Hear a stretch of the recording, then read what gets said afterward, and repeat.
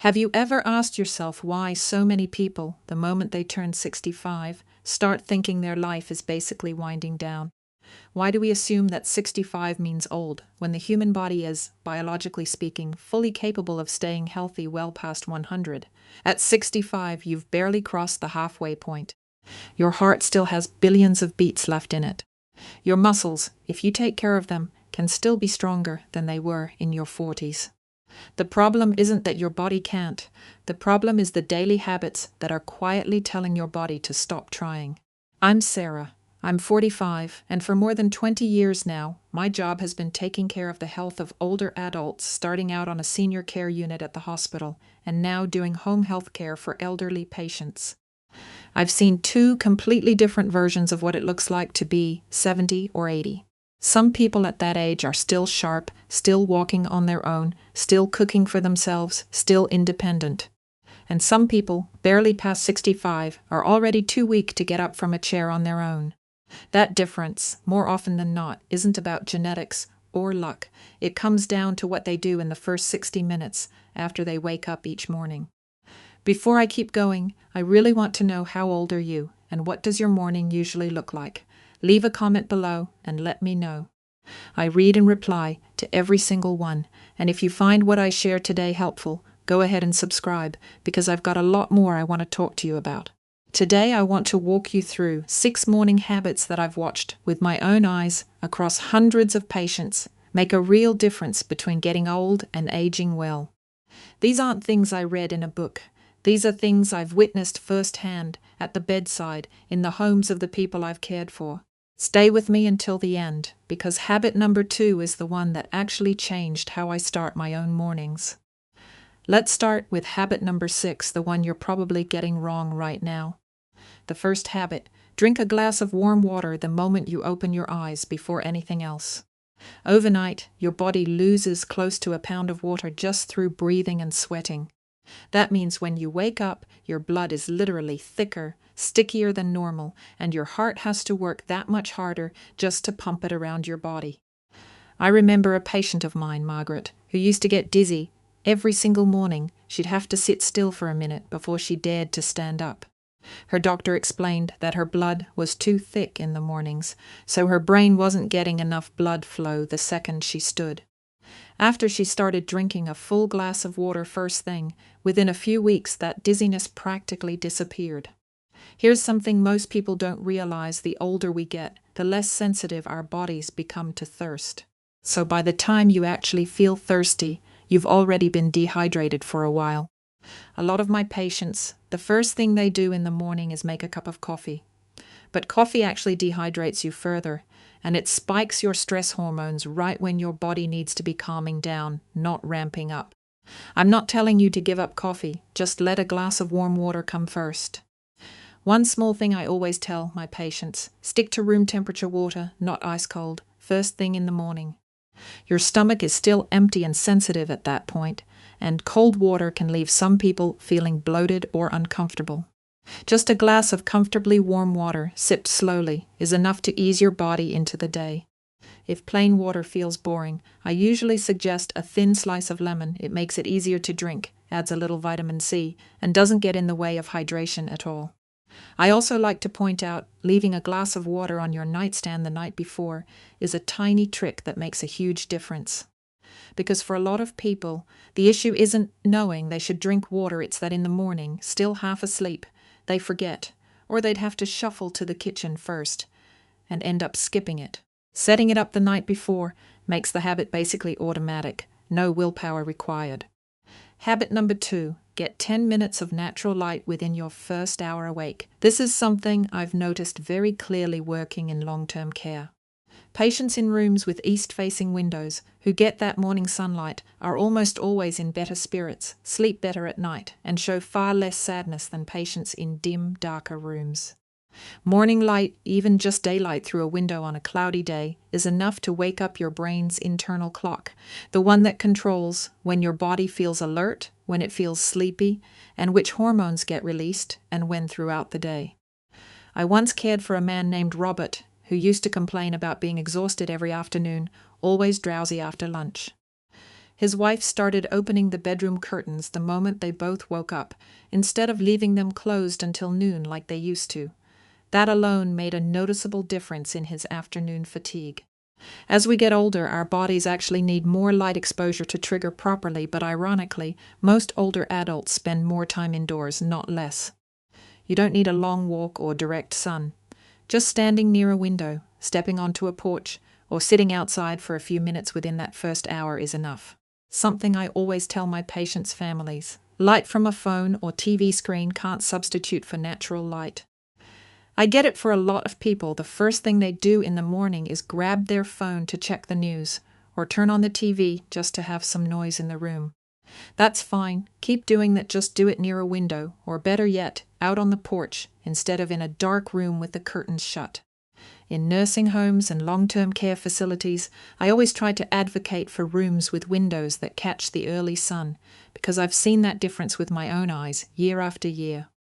If the weather isn't cooperating rain, or too cold to go outside, you can still stand right by a window and pull the curtains all the way up. It's not as strong as direct sunlight, but it's still much better than just relying on indoor lighting. The key is doing it early, within that first hour of waking, not waiting until closer to noon to think about stepping outside.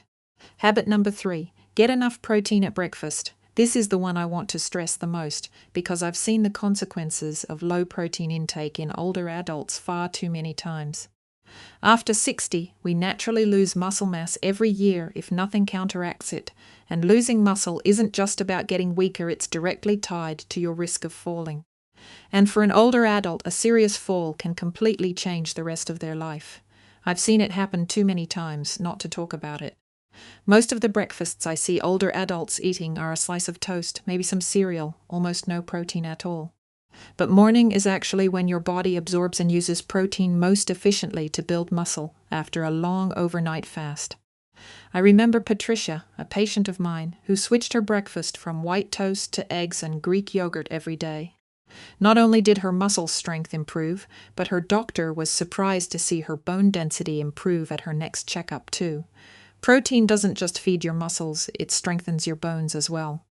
If you're vegetarian, don't worry, beans, tofu, protein-fortified plant milks, and nuts can all help you get there. You might just need a bit more volume than someone eating animal protein to get the same effect. One thing I always remind families of, more isn't automatically better. As we age, digestion can slow down, so it's often better to eat smaller amounts spread out and lean on easier-to-digest protein sources like eggs, yogurt, and fish rather than heavy red meat. And if you have any kidney issues, protein intake needs to be worked out with your doctor specifically, since everyone's needs are different. I don't want you pushing yourself to eat a ton of protein if you have an underlying kidney condition. Ask your doctor what amount is right for you. For a lot of my patients, the challenge isn't knowing what to eat, it's that mornings are rushed, or there's no one around to prepare something with protein in it. So I usually suggest hard-boiling a few eggs the night before and keeping them in the fridge. Grab one in the morning, no cooking required. Little tricks like that make this habit much easier to actually stick to, rather than just a nice idea on paper. Habit number 4, do some gentle movement right in bed before your feet ever touch the floor. This is something I tell all my patients, especially the ones who deal with morning stiffness. After hours of lying still, your joints get dry, your muscles tighten up, and if you get up too suddenly, that's exactly when injuries and falls tend to happen. I usually have patients do a few simple movements right in bed, rotating the ankles, gently bending the knees, stretching the arms before sitting up. It only takes a minute or two, but it wakes up your muscles and joints instead of forcing them into sudden action. I once cared for a man named James who used to complain about stiff knees every morning, to the point where he had to grab the bed frame just to stand up. After adding a few gentle stretches in bed each morning, within a few weeks, he told me that stiff as wood feeling had eased up quite a bit. Habit number 5, practice single leg balance for about 30 to 60 seconds each morning. I know this sounds simple, maybe even a little odd, but it's one of the things I believe in most out of everything I'm sharing today. Balance is one of the quietest things to decline with age. You don't notice it slipping until you fall. And for an older adult, a fall isn't just a little pain, then it's over. It can be the start of a serious chain of complications. I'll never forget Dorothy, 78 years old, who fell in the bathroom and broke her wrist. After she recovered, she was so afraid she stopped walking around on her own altogether. Her physical therapist had her practice standing on one leg, holding onto the back of a chair, just a few seconds each morning, gradually building up. After about 6 weeks of sticking with it, she was walking through the house on her own, without holding on to anything. What struck me most wasn't just that her body got stronger, it was watching her confidence come back into her eyes. You can start really simply. Stand near a wall or a chair for support if you need it. Lift one foot just an inch or two off the ground. Hold for a few seconds, then switch legs. Gradually increase the time each day. No equipment, no time commitment, but the impact on your stability, I've seen it firsthand. I always stress this with every patient. Safety comes first.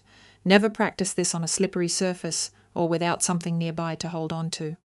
If you feel dizzy or lightheaded, or you've had a recent fall, have a family member nearby, or check with your doctor or a physical therapist before starting. Balance training is great, but the goal is to make you safer, not to create more risk.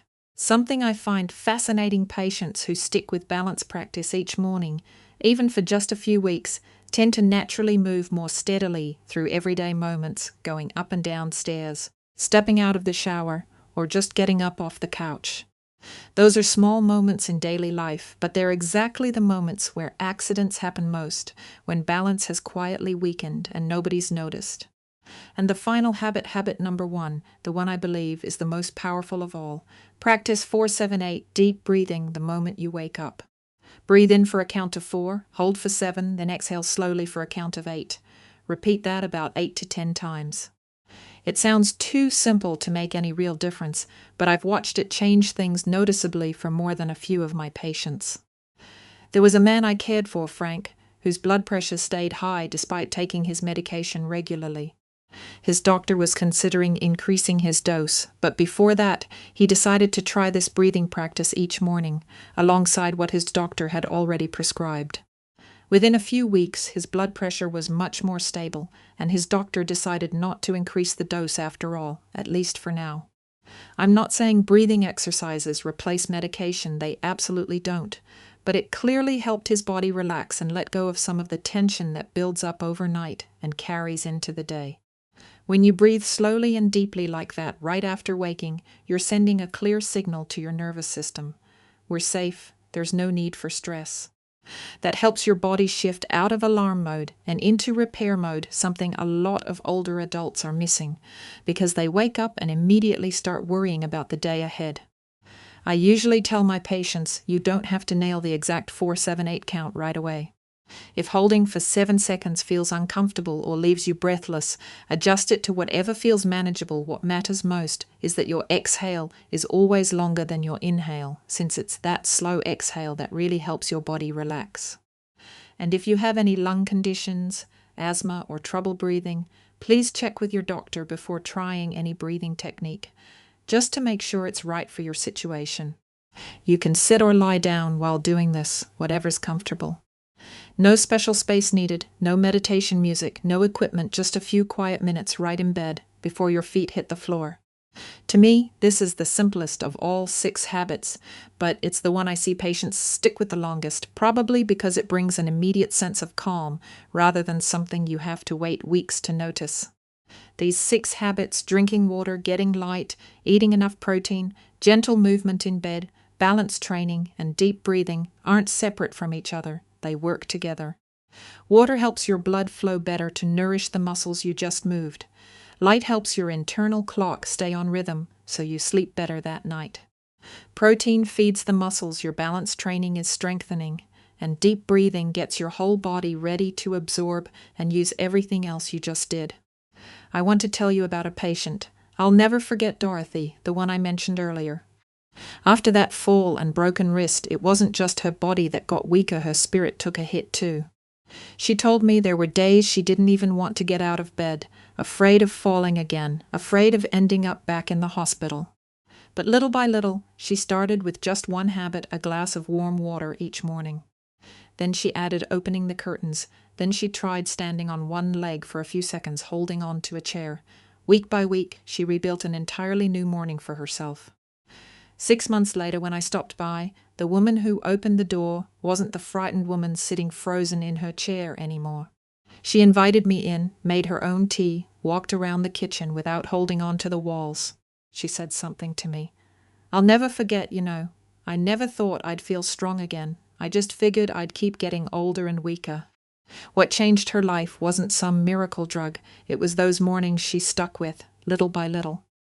I'm not telling you this story to say it'll be easy or quick for everyone. Everyone's situation and health is different. But I truly believe the small things you do each morning add up over time into something far bigger than you'd expect. So to sum it all up and make it easy to actually start, don't try to do all 6 habits tomorrow morning. Pick the one that feels easiest. Maybe it's as simple as leaving a glass of water by your bed tonight, so it's right there the moment you wake up. Stick with that for about a week. Then add a second one. Week by week, you'll build an entirely different morning than the one you have now, without feeling overwhelmed. And I need to say this clearly, because it matters. If you're on blood pressure medication, diabetes medication, or any treatment plan, please don't change, lower, or stop anything just because you're starting these habits. What I'm sharing are lifestyle changes that can support your health. They're not a replacement for medical treatment. If you want to change anything about your medications or your treatment plan, always talk to your doctor or pharmacist first. And if you have heart conditions, unstable blood pressure, or serious balance issues, check with your doctor before starting the balance exercises or any of the changes I've talked about today. I really hope you'll try at least one small habit out of the 6 I shared. Tell me in the comments which one are you going to start with. The water, the sunlight, the protein, the bed stretches, the balance practice, or the deep breathing. I really do read and reply to every comment, so don't be shy. If this video helped you, go ahead and hit like, subscribe, and turn on notifications so you don't miss what's coming next. Next time I want to talk about the early warning signs an older adult's body often gives off before a serious fall, signs a lot of families miss and ones I wish I'd talked about sooner. Thank you for staying with me until the very end. Take good care of yourself, and I'll see you in the next video.